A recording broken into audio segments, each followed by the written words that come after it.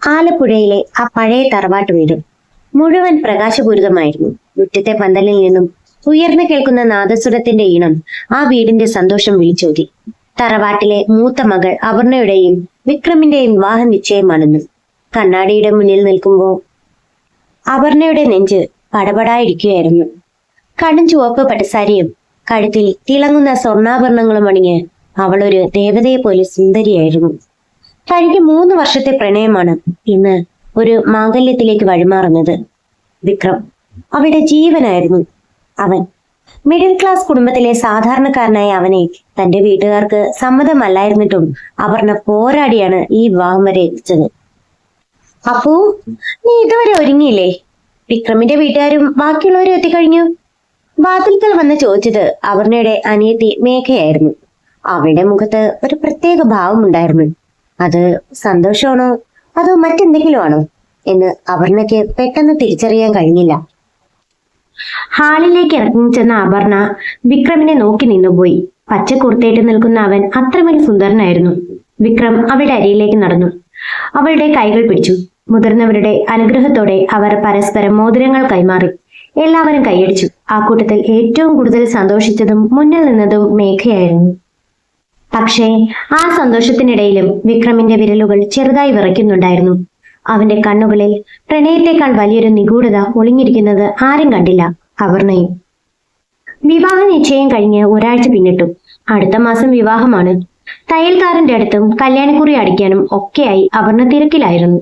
എന്നാൽ കഴിഞ്ഞ കുറച്ച് ദിവസങ്ങളായി വിക്രമിന്റെ പെരുമാറ്റത്തിൽ വലിയ മാറ്റങ്ങൾ അവൾ ശ്രദ്ധിക്കുന്നുണ്ടായിരുന്നു. അവൻ പണ്ടത്തെ പോലെ ഫോൺ എടുക്കുന്നില്ല. പലപ്പോഴും ബിസിനസ് തിരക്കാണെന്ന് പറഞ്ഞ് ഒഴിയും. ഒരു ദിവസം വൈകുന്നേരം വിക്രമിന് ഒരു സർപ്രൈസ് നൽകാനായി അവൾ അവന്റെ ഓഫീസിലേക്ക് ചെന്നു. ഓഫീസ് സമയം കഴിഞ്ഞിരുന്നതിനാൽ ജീവനക്കാരെല്ലാം പോയിരുന്നു.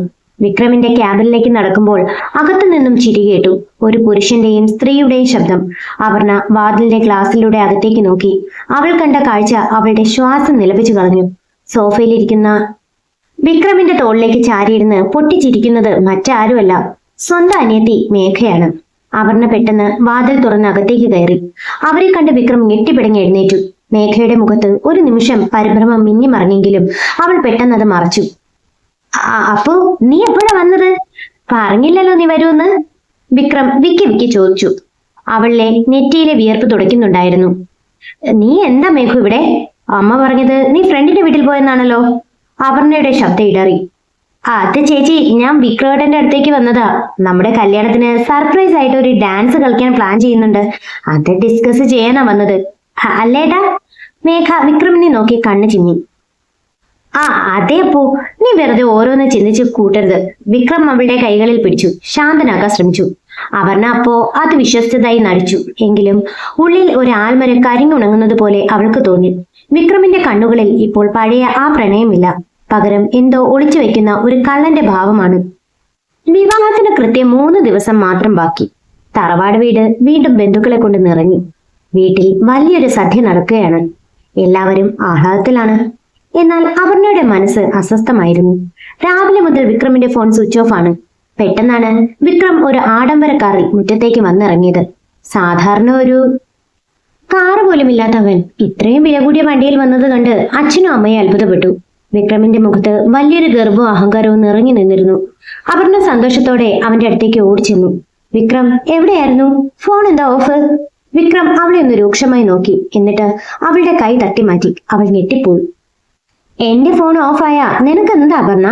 നീ എന്നെ ചോദ്യം ചെയ്യാൻ വളർന്നിട്ടില്ല. വിക്രമിന്റെ ശബ്ദം ക്രൂരമായിരുന്നു. വിക്രം, നീ എന്താ ഈ പറയുന്നത്? നമ്മുടെ കല്യാണമാണ് 3 ദിവസം കഴിഞ്ഞ. അപർണയുടെ കണ്ണുകൾ നിറഞ്ഞു. ഈ സമയം മേഘ വീടിനുള്ളിൽ നിന്നും പട്ടുസാരിയൊക്കെ ഉടുത്ത് ചിരിച്ചുകൊണ്ട് വിക്രമിന്റെ അരികിലേക്ക് നടന്നു വന്നു. അവൾ വിക്രമിന്റെ കൈകളിൽ കോർത്തു പിടിച്ചു. അച്ഛാ, അമ്മേ, എല്ലാവരും ഒന്ന് കേൾക്കണം, വിക്രം ഉച്ചത്തിൽ വിളിച്ചു പറഞ്ഞു. ബന്ധുക്കളെല്ലാം അങ്ങോട്ട് ഓടിക്കൂടി. ഈ കല്യാണം നടക്കും. പക്ഷേ മണവാട്ടി അപർണയായിരിക്കില്ല, മേഘയായിരിക്കും. വിക്രമിന്റെ പ്രഖ്യാപനം ഒരു ഇടുത്തി പോലെ ആ മുറ്റത്ത് പതിച്ചു. വിക്രം, നീ എന്താ ഈ ഭ്രാന്ത് പറയുന്നത്? അപർണയുടെ അച്ഛൻ നെഞ്ചിൽ കൈവച്ച് മുന്നോട്ട് വന്നു. ഭ്രാന്തല്ല അച്ഛാ, സത്യം, മേഘ മുന്നോട്ട് വന്ന് പറഞ്ഞു. ഞാനും വിക്രമേട്ടനും കഴിഞ്ഞ 1 വർഷമായ പ്രണയത്തിലാണ്. ചേച്ചിക്ക് എന്റെ വിക്രം ചേട്ടൻ ചേരില്ല. വിക്രമേട്ടന്റെ സ്റ്റാറ്റസിന് ചേർന്നത് ഞാനാണ്. മേഘു, നീ എന്താ ഈ പറയുന്നത്? ഞാൻ നിന്റെ ചേച്ചിയല്ലേടി? വിക്രം, നീ എന്നെ ചതിക്കുകയായിരുന്നോ? ഞാൻ നിന്നെ മാത്രമല്ലേ സ്നേഹിച്ചത്? നിന്റെ പണമോ സമ്പത്തോ നോക്കിയിരുന്നെങ്കിൽ ഈ കല്യാണം വരെ ഈ ബന്ധം എത്തില്ലായിരുന്നു. അപർണ തകർന്നു പോയി. അവൾ വിക്രമിന്റെ കാലിൽ പിടിച്ചു കരഞ്ഞു. അതെ അപർണ, ഞാൻ നിന്നെ ചതിക്കുകയായിരുന്നു. എനിക്ക് പണം വേണം. നിന്റെ ഈ പാവത്തവും നാടൻ ലുക്കും കണ്ടിട്ട് എനിക്ക് മടുത്തു. എനിക്ക് ജീവിതത്തിൽ പണവും ആഡംബരവുമാണ് വലുത്. അതിനെന്നെ സഹായിക്കാൻ മേഘയ്ക്ക് കഴിയും. നിന്നേക്കാൾ മിടുക്കും സാമർഥ്യവും അവൾക്കുണ്ട്. നീ ഇനി എന്റെ ജീവിതത്തിൽ ഇല്ല. ഇറങ്ങിപ്പോടി. വിക്രം അവളെ തള്ളി നിലത്തിട്ടു. ബന്ധുക്കൾ അപർണയെ കുറ്റപ്പെടുത്താൻ തുടങ്ങി. അവൾക്കെന്തോ കുഴപ്പമുള്ളത് കൊണ്ടല്ലേ ഈ ചെക്കൻ അനിയത്തെ കെട്ടാൻ നോക്കുന്നത് എന്ന് ചിലർ മന്ത്രിച്ചു. സ്വന്തം അച്ഛനും അമ്മയും പോലും മേഘയുടെയും വിക്രമിന്റെയും പണക്കൊഴുപ്പിന് മുന്നിൽ മിണ്ടാതെ നിന്നു. വിശ്വസ്ത പ്രണയവും സ്വന്തം കുടുംബവും ഒരൊറ്റ നിമിഷം കൊണ്ട് ഒരു ചീട്ട കൊട്ടാരം പോലെ തകർന്നു. തരിപ്പണമാകുന്നത് നിലത്തിരുന്ന് അപർണ കണ്ണീരോടെ കണ്ടു. ചതിയുടെ ആ ചതുരംഗ കളിയിൽ അവൾ പൂർണ്ണമായും തോറ്റു തൊപ്പിയിട്ടിരുന്നു. ഏകാന്തതയുടെ നീറ്റ്. വിക്രമിന്റെയും മേഘയുടെയും വിവാഹം കഴിഞ്ഞിട്ട് 2 ആഴ്ച പിന്നിട്ടിരുന്നു. ആ തറവാട്ട് വീട്ടിലിപ്പോ അപർണ ഒരു ജീവനുള്ള ശവത്തെ പോലെയാണ് കഴിഞ്ഞുകൂടുന്നത്. സ്വന്തം അനിയത്തിയും കാമുകനും ചേർന്ന് തന്നെ ചതിച്ചിട്ടും വീട്ടുകാരും ബന്ധുക്കളും കുറ്റപ്പെടുത്തിയത് അപർണയെ മാത്രമായിരുന്നു. നിന്റെ ഒരു ലക്ഷണം കെട്ട മുഖം കാരണം കൂടിയ ആ ചെക്കൻ നിന്നെ വേണ്ടെന്ന് വെച്ചത്. ഇനിയിപ്പോ ഈ വീട്ടിൽ ഇങ്ങനെ ഭാരമായി കഴിഞ്ഞു. അമ്മയുടെ വാക്കുകൾ അവളുടെ ഹൃദയം തുളച്ചു കയറി. അപർണ ജോലി ചെയ്തിരുന്ന സ്വകാര്യ കമ്പനിയിൽ നിന്നും വിക്രമിന്റെ സ്വാധീനം ഉപയോഗിച്ച് അവളെ പിരിച്ചുവിട്ടിരുന്നു. വരുമാനമില്ലാതെ തലചായ്ക്കാൻ ഒരിടമില്ലാതെ അവൾ നരകിച്ചു. വൈകുന്നേരങ്ങളിൽ മുറ്റത്തെ പൂമുഖത്തിരുന്ന് അവൾ കരയുമ്പോൾ പുതിയ കാറിൽ വന്നിറങ്ങുന്ന വിക്രമിന്റെയും മേഘയുടെയും പരിഹാസ ചിരികൾ അവൾക്ക് കേൾക്കാമായിരുന്നു. എന്താടി അപർണേ, ഒരു പുതിയ പിച്ചച്ചെടി വാങ്ങി തരട്ടെ നിനക്ക്? വണ്ടിയിൽ നിന്ന് ഇറങ്ങി മേഘ അപർണയുടെ അരികിലേക്ക് വന്ന് അഹങ്കാരത്തോടെ ചോദിച്ചു. വിക്രം ആഡംബരത്തോടെ സിഗരറ്റ് പുകച്ച് തുപ്പിക്കൊണ്ട് അവളെ നോക്കി പരിഹസിച്ചു, ചിരിച്ചു. ഈ ചതിക്ക് ഒരു മറുപടി നൽകാൻ തനിക്ക് കഴിയില്ലെന്ന് ഓർത്ത് അപർണയുടെ ഉള്ളം നീറി പുകഞ്ഞു. ദൈവമേ, എനിക്ക് ആരുമില്ലേ? അവൾ ആകാശത്തേക്ക് നോക്കി മനസ്സിൽ കരഞ്ഞു. നഗരത്തിലെ ഏറ്റവും വലിയ പഞ്ചനക്ഷത്ര ഹോട്ടലിൽ ഒരു വലിയ ബിസിനസ് പാർട്ടി നടക്കുകയാണ്. കേരളത്തിലെ പ്രമുഖ വ്യവസായികളെല്ലാം അവിടെ ഒത്തുകൂടിയിട്ടുണ്ട്. വിക്രമും തന്റെ പുതിയ കമ്പനിയുടെ പ്രൊമോഷനായി മേഘയെയും കൂട്ടി അവിടെ എത്തിയിരുന്നു. ആളുകൾക്കിടയിൽ ബഹുമാനത്തോടെ നിൽക്കാൻ വിക്രം ശ്രമിക്കുന്നുണ്ടെങ്കിലും വലിയ പണക്കാരുടെ മുന്നിൽ അവൻ വെറുമൊരു കൊച്ചു മീൻ മാത്രമായിരുന്നു.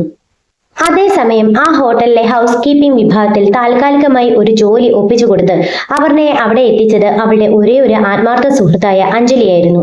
ആളുകൾ കുടിച്ചു തീർത്ത ഗ്ലാസുകൾ മാറ്റുന്നതിനിടയിലാണ് അപർണ വിക്രമിനെയും മേഘയെയും അവിടെ കണ്ടത്. അവൾ മുഖം താഴ്ത്തി മാറാൻ ശ്രമിച്ചു. പക്ഷേ മേഘ അവളെ കണ്ടുപിടിച്ചു. ഓഹോ, അപ്പോ ഞങ്ങളുടെ എച്ചിൽ പത്രം കഴുകാനാണല്ലേ നീ ഇങ്ങോട്ട് വന്നത്? മേഘ ഉറക്കെ വിളിച്ചു പറഞ്ഞു. ആളുകളെല്ലാം അവരെ ശ്രദ്ധിക്കാൻ തുടങ്ങി. വിക്രം മുന്നോട്ട് വന്ന് അപർണയുടെ കയ്യിലുണ്ടായിരുന്ന ജ്യൂസ് ഗ്ലാസ് മനഃപൂർവ്വം തട്ടി നിലത്തിട്ടു. നോക്കി നോക്കി നടക്കടി ഭിക്ഷക്കാരി, അവൻ ആക്രോശിച്ചു.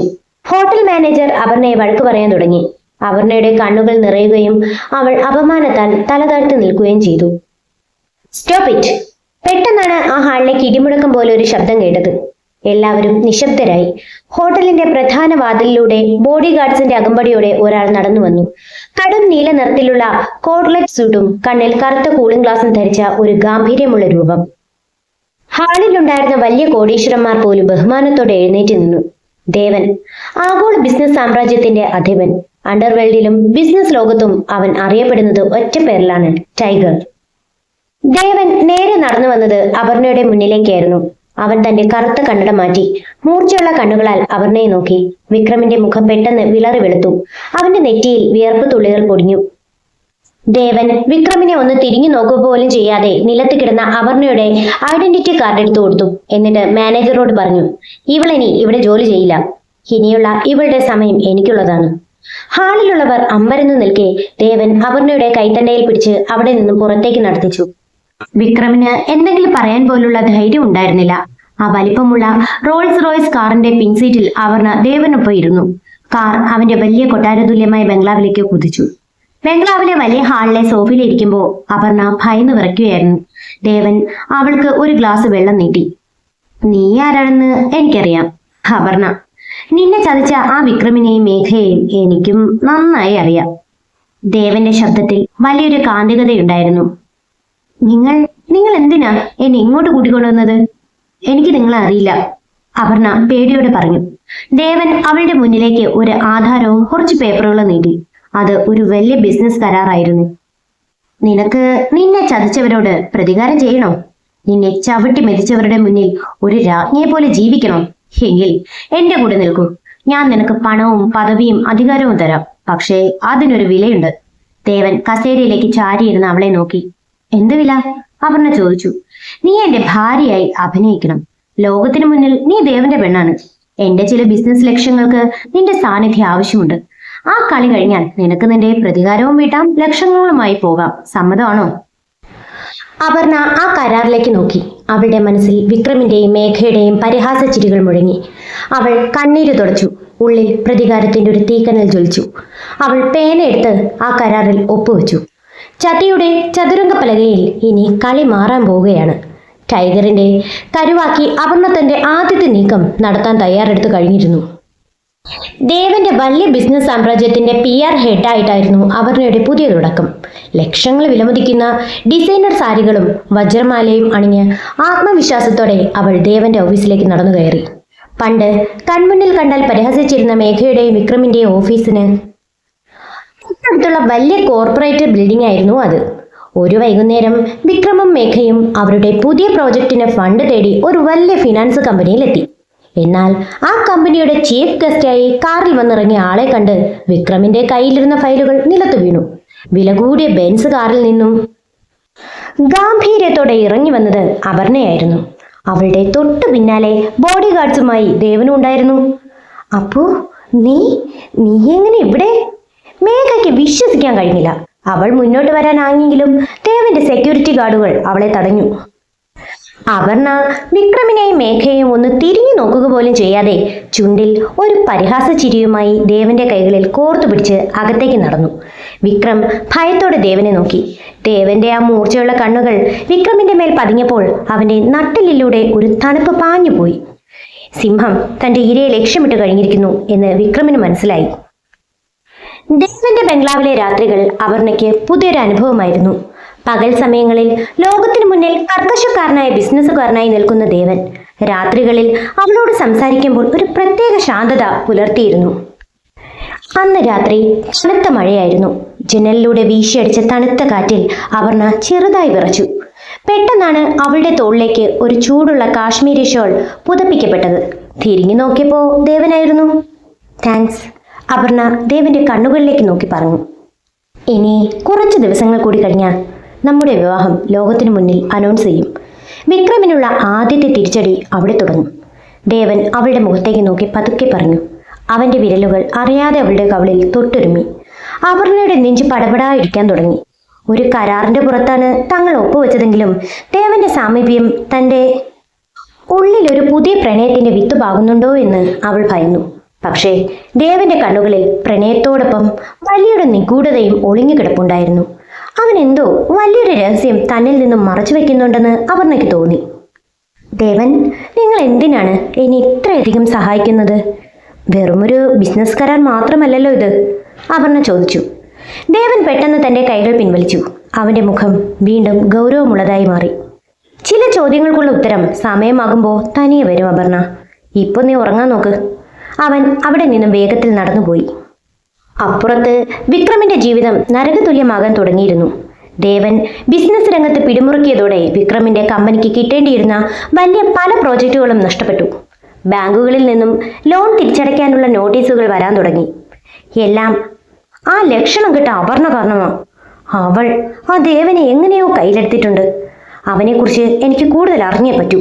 വിക്രം തന്റെ ഓഫീസിലിരുന്ന് ദേഷ്യത്തോടെ മേശപ്പുറത്ത് ആഞ്ഞടിച്ചു. അവനൊരു പ്രൈവറ്റ് ഡിറ്റക്റ്റീവിനെ വിളിച്ച് ദേവന്റെ ഭൂതകാലത്തെക്കുറിച്ച് അന്വേഷിക്കാൻ ഏൽപ്പിച്ചു. 2 ദിവസത്തിനു ശേഷം ഡിറ്റക്റ്റീവ് വിക്രമിനെ കാണാൻ വന്നു.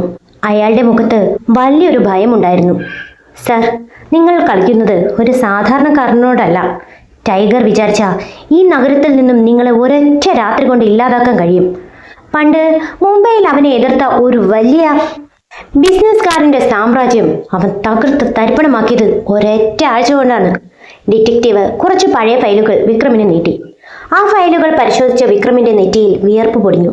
ഭയം കാരണം അവന്റെ കൈകൾ വിറയ്ക്കാൻ തുടങ്ങി. കാരണം ആ ഫയലുകളിലുള്ള ഒരു പഴയ ഫോട്ടോയിൽ ദേവനോടൊപ്പം നിൽക്കുന്ന മറ്റൊരു വ്യക്തിയെ വിക്രമിന് നന്നായി അറിയാമായിരുന്നു. പണ്ട് തന്റെ ബിസിനസ് വളർത്താൻ വേണ്ടി വിക്രം ചതിച്ചു കൊലപ്പെടുത്തിയ തന്റെ പഴയ പാർട്ണറുടെ മകനായിരുന്നു ദേവൻ. ദൈവമേ, അപ്പോ ദേവൻ അവനെ സഹായിക്കാൻ വന്നതല്ലേ? എന്നോട് പഴയ പ്രതികാരം തീർക്കാൻ വന്നതാണ്. വിക്രം ഭയത്തോടെ കസേരയിലേക്ക് തളർന്നു വീണു. ഒരു പുതിയ വെളിപ്പെടുത്തൽ. ദേവൻ ആരാണെന്ന സത്യം മനസ്സിലാക്കിയതു മുതൽ വിക്രമിനെ രാപ്പകലില്ലാതെ ഉറക്കം നഷ്ടപ്പെട്ടിരുന്നു. ദേവന്റെ പ്രതികാരത്തിന്റെ അടുത്ത ഇര താനായിരിക്കുമെന്ന് അവൻ ഉറപ്പിച്ചു. പക്ഷേ അത്ര പെട്ടെന്ന് തോറ്റുകൊടുക്കാൻ വിക്രം തയ്യാറായിരുന്നില്ല. ദേവനെ തകർക്കാൻ അവന്റെ കൂടെ നിൽക്കുന്ന അപർണയെ തന്നെ ആയുധമാക്കാൻ അവൻ തീരുമാനിച്ചു. അതേസമയം ദേവന്റെ ഓഫീസിൽ വലിയൊരു പ്രോജക്റ്റ് വിജയകരമായി പൂർത്തിയാക്കിയതിന്റെ സന്തോഷത്തിലായിരുന്നു അപർണ. ഓഫീസിലെ ജീവനക്കാരെല്ലാം അവളെ ബഹുമാനത്തോടെയാണ് ഇപ്പോൾ കാണുന്നത്. അന്ന് വൈകുന്നേരം ഓഫീസ് കഴിഞ്ഞ് കാറിലേക്ക് നടക്കാൻ തുടങ്ങിയ അപർണയുടെ മുന്നിലേക്ക് പെട്ടെന്ന് ഒരു വണ്ടി വന്നു നിന്നു. അതിൽ നിന്നും ഇറങ്ങിയത് വിക്രമായിരുന്നു. അപ്പോ നീ ഒന്ന് നിൽക്ക്, എനിക്ക് നിന്നോട് വളരെ പ്രധാനപ്പെട്ട ഒരു കാര്യം സംസാരിക്കാനുണ്ട്. വിക്രമിന്റെ ശബ്ദത്തിൽ പണ്ടത്തെ അഹങ്കാരമില്ലായിരുന്നു. പകരം ഭയവും വ്യാജമായ സ്നേഹവുമായിരുന്നു. നിനക്ക് എന്നോട് നീ ഒന്നും സംസാരിക്കാനില്ല. വിക്രം, എന്റെ വഴിയിൽ നിന്ന് മാറി നിൽക്ക്, അപർണ ഗൗരവത്തോടെ പറഞ്ഞു. അപ്പോ നീ വിചാരിക്കുന്നത് പോലെ അല്ല കാര്യങ്ങൾ. ആ ദൈവം നിന്നെ ചതിക്കുകയാണ്. അവനൊരു വലിയ കെണിയൊരുക്കി നിന്നെ അതിലേക്ക് വീഴ്ത്തിയിരിക്കുകയാണ്. അവൻ നിന്നെ സ്നേഹിക്കുന്നത് കൊണ്ടല്ല സഹായിക്കുന്നത്, എന്നോട് പ്രതികാരം ചെയ്യാൻ നിന്നെ ഒരു കരുവാക്കുകയാണ് അവൻ, വിക്രം വിളിച്ചു പറഞ്ഞു. അപർണ ഒരു നിമിഷം തരിച്ചു നിന്നു. വിക്രമിന്റെ വാക്കുകൾ അവളുടെ ഉള്ളിൽ സംശയത്തിന്റെ കനലുകൾ കോരിയിട്ടു. എങ്കിലും അവൾ അത് പുറത്ത് കാണിക്കാതെ തന്റെ കാറിലേക്ക് കയറിപ്പോയി. പക്ഷേ അവളുടെ മനസ്സ് അസ്വസ്ഥമായിരുന്നു. എന്നാൽ മറുവശത്ത് വിക്രമിന്റെയും മേഘയുടെയും കുടുംബജീവിതം പൂർണ്ണമായും തകർന്നിരുന്നു. കടബാധ്യതകൾ കൂടിയതോടെ വിക്രം എപ്പോഴും മദ്യപിച്ചാണ് വീട്ടിലെത്തിയിരുന്നത്. മേഘയോടുള്ള അവന്റെ പെരുമാറ്റത്തിലും വലിയ മാറ്റം വന്നു. ഒരു ദിവസം രാത്രി വിക്രം മദ്യപിച്ച് ബോധമില്ലാതെ കിടക്കുമ്പോൾ അവന്റെ ഫോണിലേക്ക് വന്ന തുടർച്ചയായ മെസ്സേജുകൾ മേഘ ശ്രദ്ധിച്ചു. ഒരു പ്രൈവറ്റ് ബാങ്കിൽ നിന്നും വന്ന നോട്ടീസുകളായിരുന്നു അത്. വിക്രം തന്റെ പേരിലുള്ള സ്വത്തുക്കളെല്ലാം പണയം വെച്ചിരിക്കുകയാണെന്നും അവയെല്ലാം വഴിയാധാരമാകാൻ പോവുകയാണെന്നും മേഘയ്ക്ക് മനസ്സിലായി. വിക്രം, നിങ്ങൾ എന്നെയും ചതിക്കുകയായിരുന്നോ? മേഘ കരഞ്ഞുകൊണ്ട് ചോദിച്ചു. അതെടി, വിക്രം മദ്യലഹരിയിൽ അവളെ തള്ളിമാറ്റി. നിന്റെ ആ ചേച്ചി അപർണയേക്കാൾ ഭാഗ്യവതിയും കഴിവുള്ളവളും നീയെന്ന് കരുതിയ ഞാൻ അവളെ ഒഴിവാക്കിയത്, നിന്റെ കൂടെ വന്നത്. പക്ഷേ നീ കാരണം എനിക്ക് എല്ലാം നഷ്ടപ്പെട്ടു. ആ ദേവൻ എന്നെ ജീവനോട് വിടില്ല. വിക്രമിന്റെ യഥാർത്ഥ മുഖം കണ്ട മേഘ തകർന്നുപോയി. പണത്തിനും ആഡംബരത്തിനും വേണ്ടി സ്വന്തം ചേച്ചിയെ ചതിച്ച തനിക്ക് കിട്ടിയ ഏറ്റവും വലിയ ശിക്ഷയായിരുന്നു അത്. അവൾ അർദ്ധരാത്രിയിൽ ആരും കാണാതെ കരഞ്ഞുകൊണ്ട് അപർണയുടെ നമ്പറിലേക്ക് വിളിച്ചു. ഫോണെടുത്ത അപർണയുടെ മേഘ വിതുമ്പിക്കൊണ്ട് പറഞ്ഞു, ചേച്ചി, എന്നോട് ക്ഷമിക്കണം.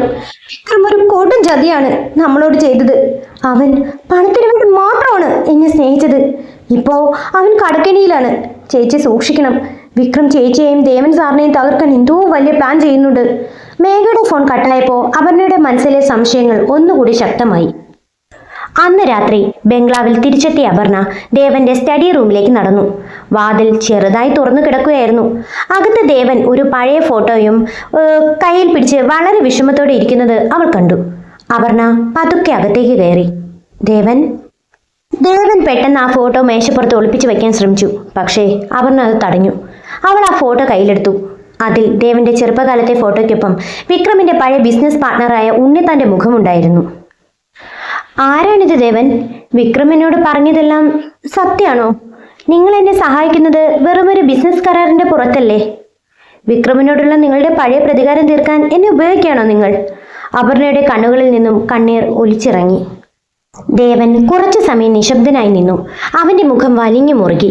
പിന്നീട് അവൻ ഒരു ദീർഘനിശ്വാസത്തോടെ പറഞ്ഞു, അതെ അപർണ, വിക്രം പറഞ്ഞത് സത്യമാണ്. ഈ ഫോട്ടോയിലുള്ളത് എൻ്റെ അച്ഛനാണ്. 10 വർഷം മുമ്പ് വിക്രം തന്റെ ബിസിനസ് സാമ്രാജ്യം വളർത്താൻ വേണ്ടി എൻ്റെ അച്ഛനെ വ്യാജമായ ഒരു കേസിൽ കുടുക്കി ആത്മഹത്യയിലേക്ക് തള്ളിവിട്ടതാണ്. അന്ന് എൻ്റെ കുടുംബം തെരുവിലായി. മുംബൈയിലേക്ക് രക്ഷപ്പെട്ട ഞാൻ കഠിനാധ്വാനം ചെയ്താണ് ഈ നിലയിലെത്തിയത്. വിക്രമിനെ തകർക്കുക എന്നത് എൻ്റെ ജീവിത ലക്ഷ്യമാണ്. അവൻ്റെ ചതി ഇന്ന് എൻ്റെ വിജയമാണ്. ദേവൻ അപർണയുടെ അരികിലേക്ക് നടന്നു വന്ന് അവളുടെ തോളുകളിൽ പിടിച്ചു. പക്ഷേ ഒന്നുണ്ട് അപർണ, തുടക്കത്തിൽ നിന്നെ ഞാൻ ഒരു കരുവാക്കാൻ തന്നെയാണ് തീരുമാനിച്ചതെങ്കിലും നിന്റെ നിഷ്കളങ്കതയും സ്നേഹവും എൻ്റെ മനസ്സ് മാറ്റി. ഇപ്പോൾ നിന്നെ ഞാൻ ശരിക്കും ദേവൻ വാക്കുകൾ പൂർത്തിയാക്കിയില്ല. പക്ഷേ വിശ്വസിച്ചവരെല്ലാം തന്നെ ഒന്നിനു പുറകെ ഒന്നായി ഉപയോഗിക്കുകയായിരുന്നു എന്ന തിരിച്ചറിവ് അപർണയെ പൂർണ്ണമായും തകർത്തു കളഞ്ഞു.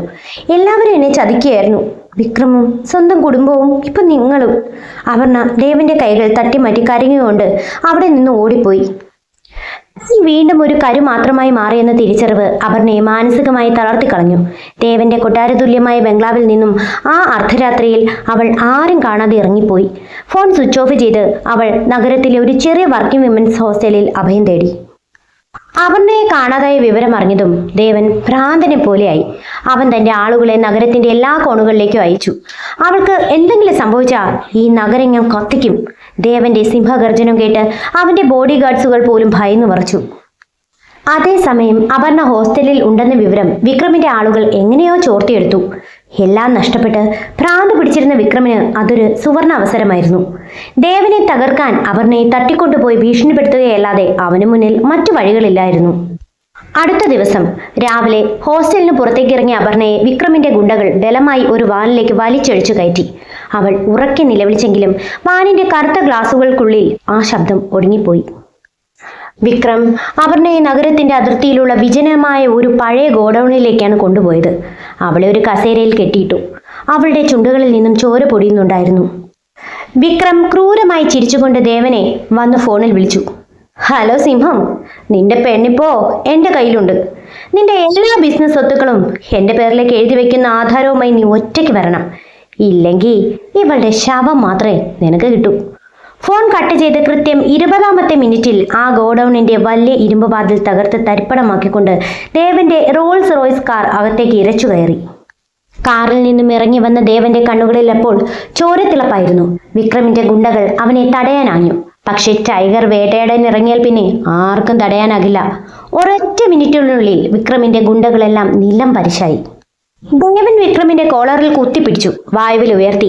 എൻ്റെ അച്ഛനെ ചതിച്ചപ്പോ നിനക്ക് ഞാൻ മാപ്പ് തന്നു വിക്രം. പക്ഷെ എൻ്റെ ജീവനായ അപർണയുടെ മേൽ കൈവയ്ക്കാൻ നിനക്ക് എങ്ങനെ ധൈര്യം വന്നു? ദേവൻ വിക്രമിനെ ക്രൂരമായി മർദ്ദിച്ചു. വിക്രം ചോര തുപ്പി നിലത്തു വീണു. ഈ സമയം മേഘ നൽകിയ വിവരത്തിന്റെ അടിസ്ഥാനത്തിൽ പോലീസും അവിടെ എത്തി. വിക്രമിന്റെ പഴയ സാമ്പത്തിക തട്ടിപ്പുകളും കൊലപാതക ശ്രമങ്ങളും തെളിവ് സഹിതം ദേവൻ പോലീസിനെ കൈമാറിയിരുന്നു. പോലീസ് വിക്രമിനെ വിലങ്ങ് വെച്ച് വണ്ടിയിലേക്ക് കയറ്റി. എല്ലാം നഷ്ടപ്പെട്ട് തെരുവിലായ വിക്രം ഭയത്തോടെ വിറച്ചുകൊണ്ട് ജയിലിലേക്ക് നീങ്ങി. വിക്രം അറസ്റ്റ് ചെയ്യപ്പെട്ടതോടെ ചതിയുടെ ആ ചതുരംഗക്കളി അവസാനിച്ചു. ഗോഡൌണിന്റെ ഒരു മൂലയിൽ കെട്ടഴിക്കപ്പെട്ടിരിക്കുകയായിരുന്നു അപർണയുടെ അരികിലേക്ക് ദേവൻ പതുക്കെ നടന്നു ചെന്നു. അവന്റെ കൈകൾ വിറയ്ക്കുന്നുണ്ടായിരുന്നു. അവൻ അവൾക്ക് മുന്നിൽ മുട്ടുകുത്തിയിരുന്നു. അപർണ, തുടക്കത്തിൽ ഞാൻ നിന്നെ ഉപയോഗിക്കാൻ ശ്രമിച്ചു എന്നത് സത്യമാണ്. പക്ഷേ ഇപ്പോൾ നീ ഇല്ലാത്ത ഒരു ജീവിതം എനിക്കില്ല. ഈ ദേവന്റെ ബിസിനസ് സാമ്രാജ്യത്തെക്കാൾ എൻ്റെ ജീവനേക്കാൾ വലുതാണ് എനിക്ക് നീ. എന്നോട് ക്ഷമിക്കാൻ കഴിയില്ലേ? ദേവന്റെ കണ്ണുകളിൽ നിന്നും ആദ്യമായി കണ്ണീർ പൊഴിഞ്ഞു. അപർണ ദേവന്റെ മുഖത്തേക്ക് നോക്കി. ആ കണ്ണുകളിൽ ഇപ്പോൾ പകയോ നിഗൂഢതയോ ഇല്ലായിരുന്നു. പകരം അവളോടുള്ള അഗാധമായ പ്രണയം മാത്രമാണ് ഉണ്ടായിരുന്നത്.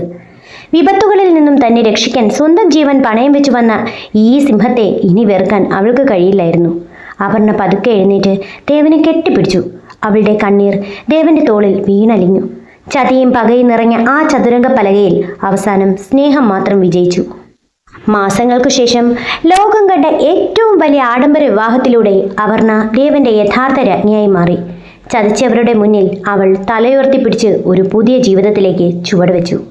ശുഭം. കഥ ഇഷ്ടമായാൽ സപ്പോർട്ട് ചെയ്യാനും ലൈക്ക് ചെയ്യാനും സബ്സ്ക്രൈബ് ചെയ്യാനും മറക്കല്ലേ. Thanks for watching.